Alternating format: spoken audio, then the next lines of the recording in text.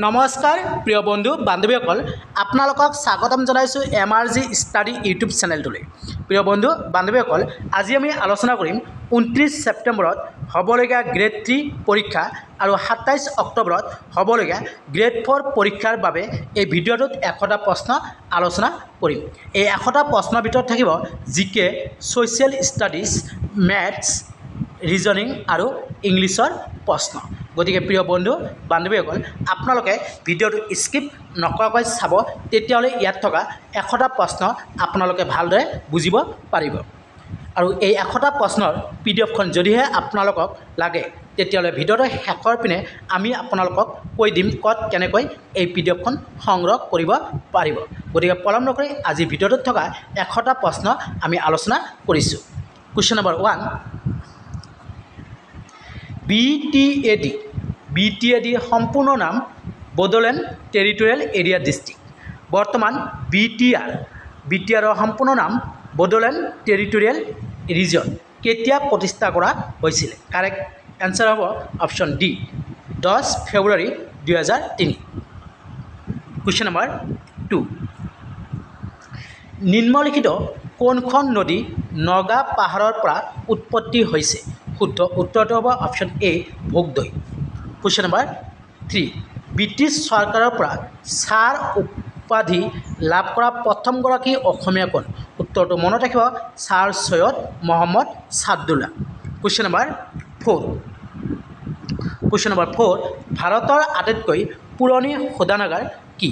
ইয়াৰে শুদ্ধ উত্তৰটো হ'ব অপশ্যন চি, ডিব্ৰুগড় শোধনাগাৰ। আৰু ডিব্ৰুগড় শোধনাগাৰ 11 ডিচেম্বৰ 1901 চনত প্ৰতিষ্ঠা কৰা হৈছিল, মনত ৰাখিব। কুৱেশ্যন নম্বৰ 5, গদাধৰ সিংহৰ পত্নীৰ নাম কি আছিল? ইয়াৰ শুদ্ধ উত্তৰটো হ'ব অপশ্যন ডি, জয়মতী কুঁৱৰী। জয়মতী কুঁৱৰী গদাধৰ সিংহৰ পত্নীৰ নাম। কুৱেশ্যন নম্বৰ 6, অসমৰ প্ৰাচীন নাম কি? শুদ্ধ উত্তৰটো হ'ব প্ৰাগজ্যোতিষপুৰ। কুৱেশ্যন নম্বৰ 7, ৰামায়ণ অসমীয়ালৈ কোনে অনুবাদ কৰিছে? উত্তৰটো মনত ৰাখিব, মাধৱ কন্দলী। কুৱেশ্যন নম্বৰ 8, নামঘোষাৰ আন এটা নাম কি? উত্তৰটো মনত ৰাখিব, হেজাৰী ঘোষা। আৰু নামঘোষা কোনে লিখিছিল? মাধৱদেৱে, মনত ৰাখিব। কুৱেশ্যন নম্বৰ 9, কোনখন ৰাজ্য অসমৰ উত্তৰত অৱস্থিত? উত্তৰটো মনত ৰাখিব, অপশ্যন চি, অৰুণাচল প্ৰদেশ।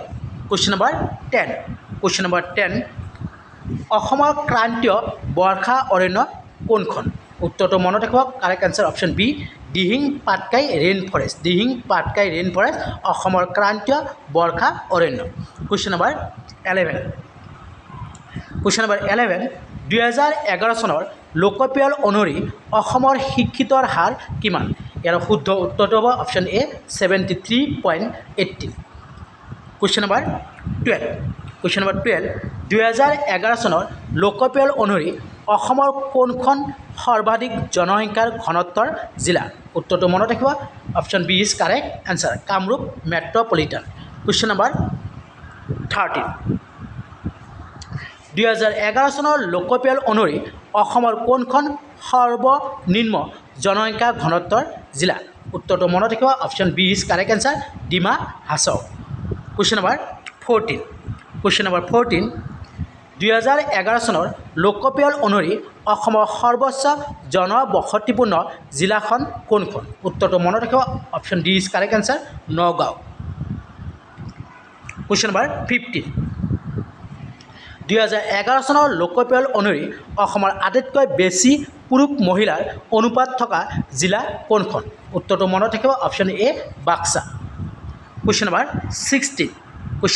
16, 2011 চনৰ লোকপিয়ল অনুসৰি অসমৰ আটাইতকৈ কম পুৰুষ মহিলাৰ অনুপাত থকা জিলা কোনখন? উত্তৰটো মনত ৰাখিব, option B, Dima Hasao. Question number 17, Barail পৰ্বতৰ সৰ্বোচ্চ সিংহ কোনটো? শুদ্ধ উত্তৰটো হ'ব option B is correct answer, option B নহয়, option C is correct answer. Question number 18, অসমলৈ কোনে মান আনিছিল? উত্তৰটো মনত ৰাখিব, বদন বৰফুকন। কুৱেশ্যন নম্বৰ 19, আহোমৰ প্ৰথম ৰাজধানী ক'ত আছিল? উত্তৰটো মনত ৰাখিব, চৰাইদেউ। আৰু এই প্ৰশ্নটো এইবাৰ অহাৰ সম্ভাৱনা আছে, কিয়নো 15 ছেপ্টেম্বৰত হৈ যোৱা ADRE গ্ৰেড 3 পৰীক্ষাত আহোমৰ শেষ ৰাজধানী ক'ত আছিল এই প্ৰশ্নটো আহিছিল গতিকে এই ফালৰ পৰা যদি চাওঁ আমি তেতিয়াহ'লে এইবাৰ আহোমৰ প্ৰথম ৰাজধানী ক'ত আছিল এই প্ৰশ্নটো অহাৰ সম্ভাৱনা আছে আৰু ইয়াৰ উত্তৰটো কি হ'ব চৰাইদেউ কুৱেশ্যন নম্বৰ 20 আহোমৰ শেষ ৰাজধানী ক'ত আছিল এই প্ৰশ্নটো আহিছিল আৰু ইয়াৰ উত্তৰ আছিল কি যোৰহাট কুৱেশ্যন নম্বৰ 21 শৰাইঘাটৰ যুদ্ধত আহোমক নেতৃত্ব দিয়া সেনাপতি কোন আছিল উত্তৰটো মনত ৰাখিব লাচিত বৰফুকন কুৱেশ্যন নম্বৰ 22 আহোমৰ প্ৰথমগৰাকী স্বৰ্গদেউৰ নাম কি আছিল উত্তৰটো মনত ৰাখিব স্বৰ্গদেউ চাইলুং চুকাফা কুৱেশ্যন নম্বৰ 23 প্ৰথম অসমীয়া গদ্য সাহিত্যৰ জনক কথা গীতাৰ লেখক কোন উত্তৰটো মনত ৰাখিব ভট্টদেৱ কুৱেশ্যন নম্বৰ 24 ভট্টদেৱৰ সম্পূৰ্ণ নাম কি বৈকুণ্ঠনাথ ভাগৱত ভট্টাচাৰ্য কুৱেশ্যন নম্বৰ 25 শৰাইঘাটৰ যুদ্ধ কাৰ কাৰ মাজত হৈছিল এই প্ৰশ্নটো অহাৰ সম্ভাৱনা আছে শৰাইঘাটৰ যুদ্ধ কাৰ কাৰ মাজত হৈছিল ইয়াৰ উত্তৰটো হ'ব অপশ্যন বি আহোম আৰু মোগলৰ মাজত কুৱেশ্যন নম্বৰ 26 মহাভাৰত কোনে অসমীয়ালৈ অনুবাদ কৰিছিল উত্তৰটো হ'ব ৰাম সৰস্বতীয়ে মহাভাৰত অসমীয়ালৈ অনুবাদ কৰিছিল কুৱেশ্যন নম্বৰ 27 নামঘোষা কোনে ৰচনা কৰিছিল মোষ্ট ইম্পৰ্টেণ্ট প্ৰশ্ন নামঘোষা কোনে ৰচনা কৰিছিল উত্তৰটো মনত ৰাখিব শ্ৰী শ্ৰী মাধৱদেৱ কুৱেশ্যন নম্বৰ 28 কীৰ্তন ঘোষা কোনে ৰচনা কৰিছিল উত্তৰটো মনত ৰাখিব শ্ৰীমন্ত শংকৰদেৱ এই দুটা প্ৰশ্নৰ সম্ভাৱনা বেছি আছে পৰীক্ষাত অহাৰ কুৱেশ্যন নম্বৰ 29 ইয়াণ্ডাবু সন্ধি কিমান চনত হৈছিল উত্তৰটো মনত ৰাখিব অপশ্যন ডি 1826 চনত কুৱেশ্যন নম্বৰ 30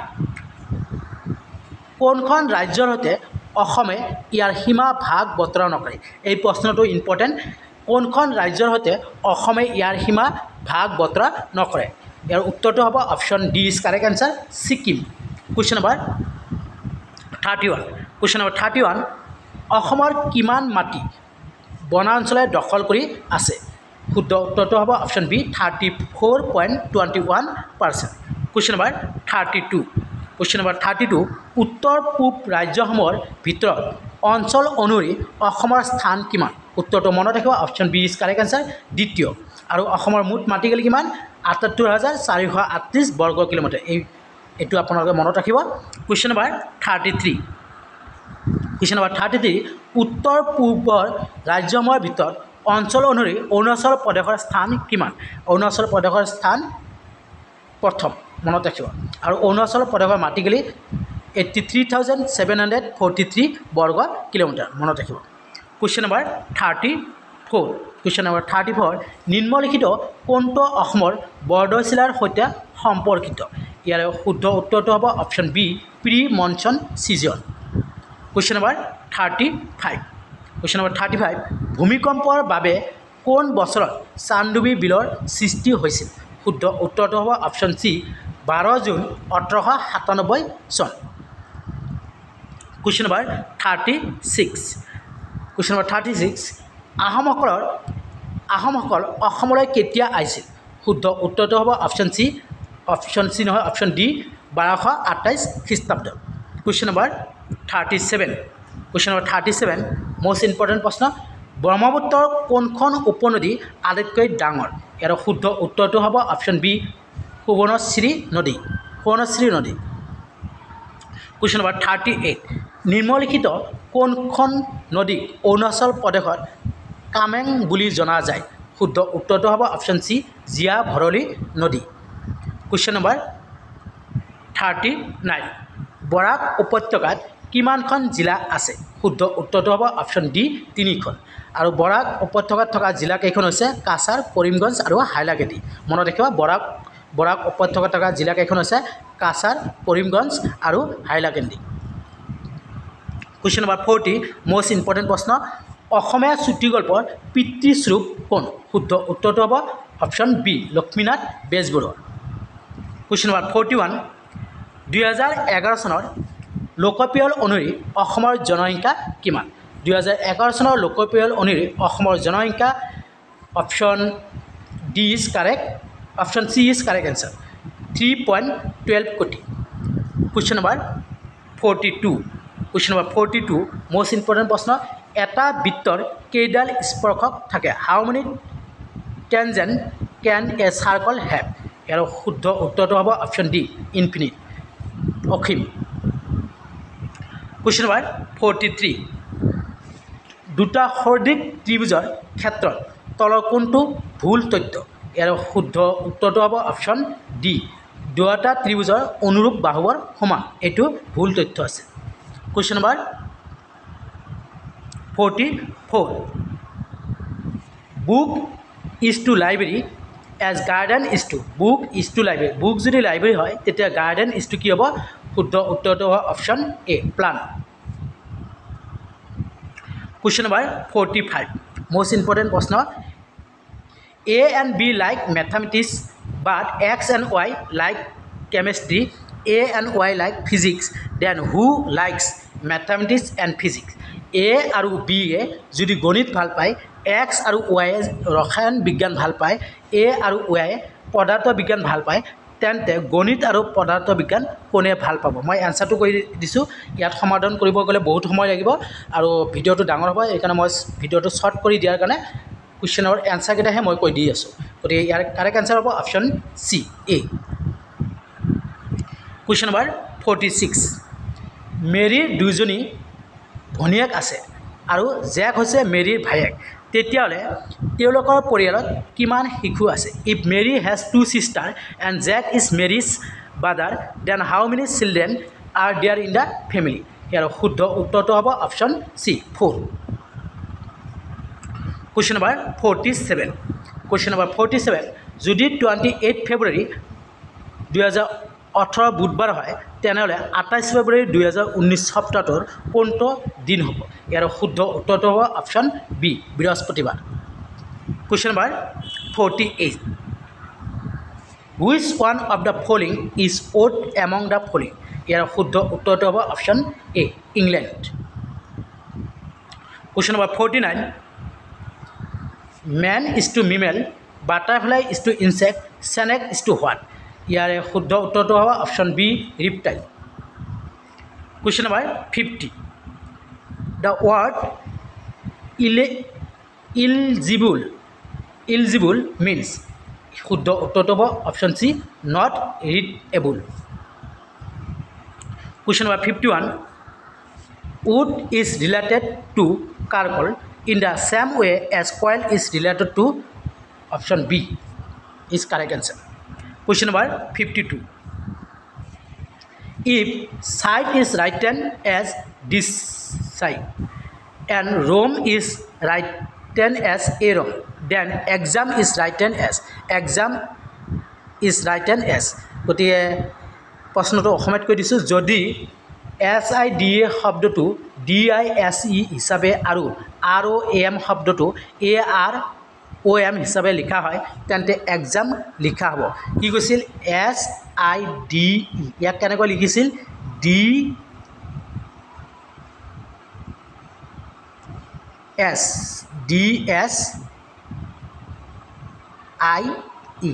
তেতিয়াহ'লে আমি কি চাওঁ ইয়াৰ যিটো থাৰ্ড পজিশ্যনত আছে এইটো প্ৰথমত আনিছে আৰু ফাৰ্ষ্ট পজিশ্যন ছেকেণ্ডত লৈছে আৰু ছেকেণ্ড পজিশ্যনটো থাৰ্ডত লৈছে আৰু ফ'ৰ্থ পজিশ্যনটো ফ'ৰ্থতে আছে। গতিকে আমি কি ল'ম?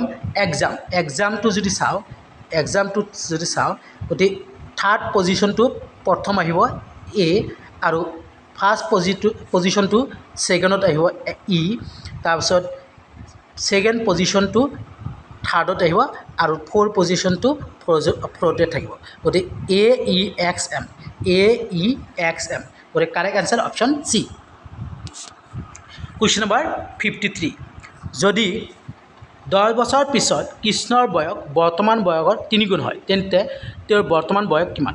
10 বছৰ পিছত কৃষ্ণৰ বয়স বৰ্তমান বয়সৰ 3 গুণ হয় তেন্তে তেওঁৰ বৰ্তমান বয়স কিমান? ইয়াৰ শুদ্ধ উত্তৰটো হ'ব অপশ্যন বি 5 বছৰ। Question number 54 choose the correct form sentence I does the letter before she arrive. ইয়াৰ শুদ্ধ উত্তৰটো হ'ব অপশ্যন বি চি নহয় I does the letter before she arrive. গতিকে কাৰেক্ট এনচাৰ হ'ব option B I had written the letter before she arrive past টেন্সত আছিল। Question number 55 In each of the following group of words, there is one word which is spelling correctly. Identify the word from the given option. গতিকে ইয়াত যদি চাওঁ আমি শুদ্ধ উত্তৰটো option C is correct answer. Question number 56 select the pair which has the same relationship ইয়াত চাৰিটা option দিয়া আছে ইয়াৰে যদি চাওঁ same relationshipটো কি হ'ব option B light blind. Question number 57 choose the correct synonyms অৰ্থাৎ সমৰ্থ শব্দ পোষ্ট পইণ্ট most important এইটো আহিব পাৰে এবাৰ পোষ্ট পইণ্টৰ যদি আমি সমৰ্থক চাওঁ differ option A is correct. Question number 58 choose the correct collective noun collective noun a days of flowers গতিকে correct answer of option C bouquet। Question number 59 choose the correct option to complete the following sentence as black as spoil গতিকে correct answer option C। Question number 60 choose the correct word denoting place the donkey lives in a শুদ্ধ উত্তৰটো হ'ব option D. Question number 61 যদি জীয়কৰ দুগুণ বয়স মাকৰ বয়সৰ সৈতে যোগ কৰা হয় তেতিয়াহ'লে সৰ্বমুঠ যোগফল হয় 80। যদি মাকৰ দুগুণ বয়স জীয়কৰ বয়সৰ সৈতে যোগ কৰা হয় তেতিয়াহ'লে সৰ্বমুঠ যোগফল হয় 100। গতিকে মাক আৰু জীয়কৰ বয়স হ'ব শুদ্ধ উত্তৰটো হ'ব অপশ্যন এ 40 আৰু 20।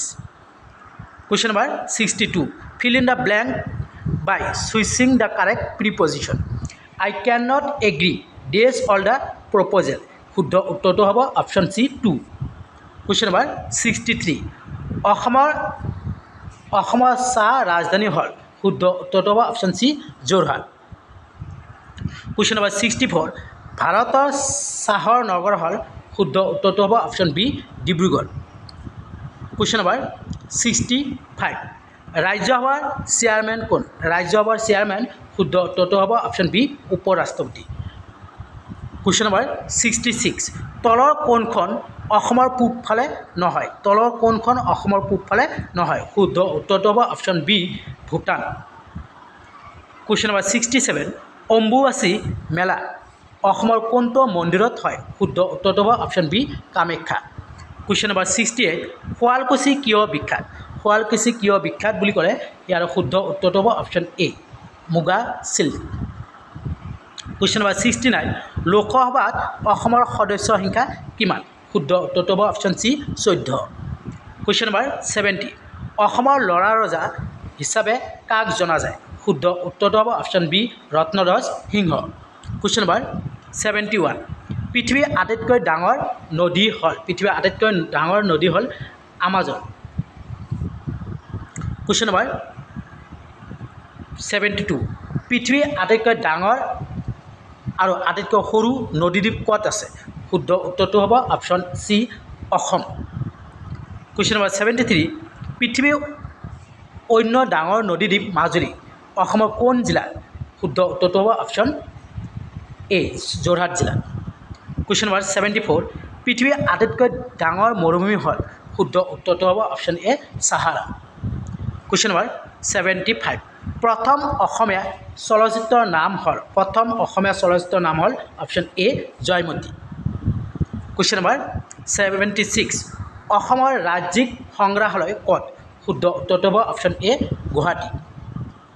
Question number 77 মগধ সাম্ৰাজ্যৰ প্ৰতিষ্ঠাপক কোন শুদ্ধ উত্তৰটো হ'ব option B Bimbisara.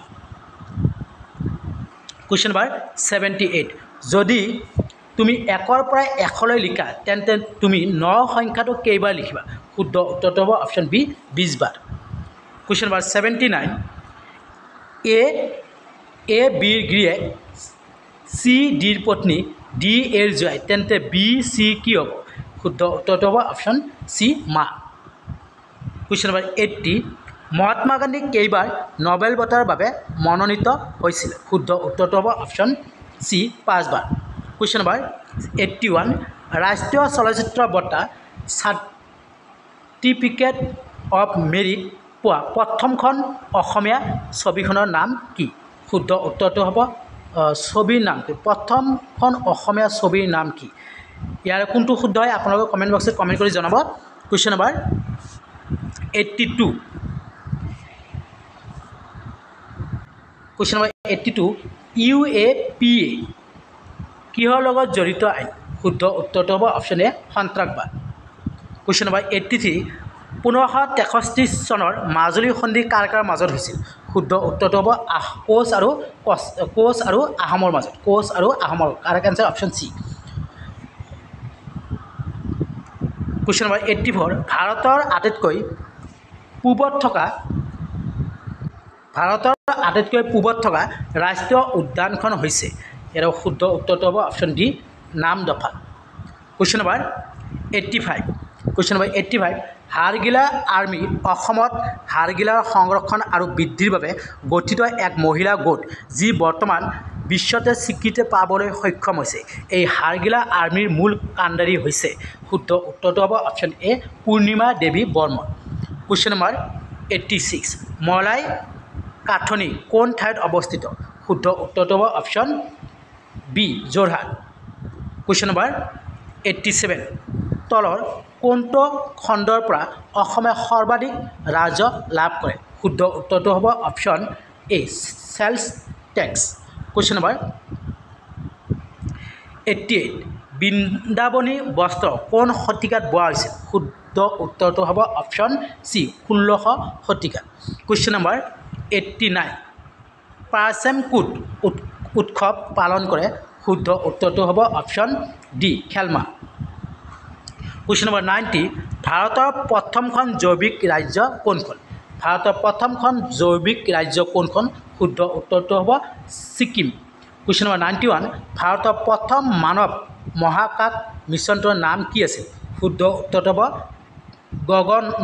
Gaganyaan question number 92 ৰসৰাজ লক্ষ্মীনাথ বেজবৰুৱাই উৰিষ্যাত সম্বলপুৰত কি ব্যৱসায়ৰ সৈতে জড়িত আছিল শুদ্ধ উত্তৰটো হ'ব অপশ্যন বি কাঠ কুৱেশ্যন নম্বৰ 93 সতী সাধিনী দিৱস কোন তাৰিখে পালন কৰা হয় শুদ্ধ উত্তৰটো হ'ব option A 21 April question number 94 in LGBTQIA T stand for transgender option D is correct answer question number 95 কুশল কোঁৱৰক কেতিয়া ফাঁচি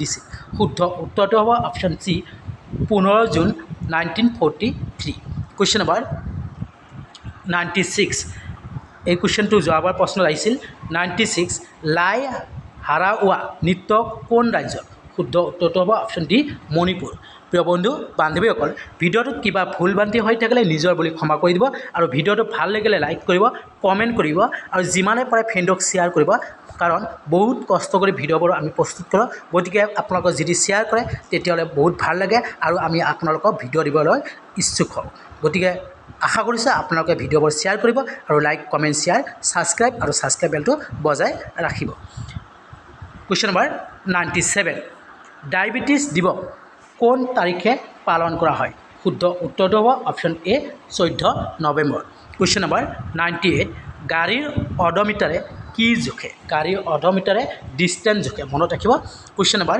99 অসমত কিমান চনত অসম পঞ্চায়তী আইন গ্ৰহণ কৰা হৈছে উত্তৰটো হ'ব 1994 চনত আজিৰ ভিডিঅ'টোৰ শেষৰটো প্ৰশ্ন হৈছে ৰাজ্যসভাৰ সদস্যৰ সংখ্যা কেইজন ইয়াৰে শুদ্ধ উত্তৰ কোনটো হ'ব আপোনালোকে কমেণ্ট বক্সত কমেণ্ট কৰি জনাব ধন্যবাদ